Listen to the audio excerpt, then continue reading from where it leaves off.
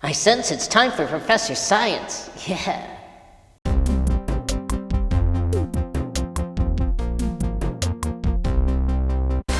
Hi girls and boys. Today I'm going to show you how you can make a simple electrical circuit using potatoes. All you need to do this experiment is potatoes, galvanized nails, copper pennies, and wires connected to alligator clips. And I'm going to have a clock right here so that you can see that the electrical circuit actually works. So what you do is you take two potatoes and you stick a nail in each of them, and then also a copper penny. Now we have to connect our electrical circuit with our wires. So I'm going to clip one end to this nail and the other end to this penny. And then this wire I'm going to connect to this nail and over to the wire connecting to our clock.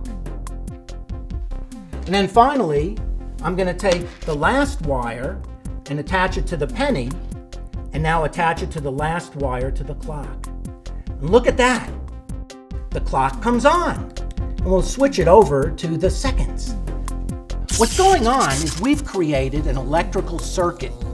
And the way we did that was in the potato is phosphoric acid. And a chemical reaction occurs within the potato between the zinc on the nail and the copper of the penny.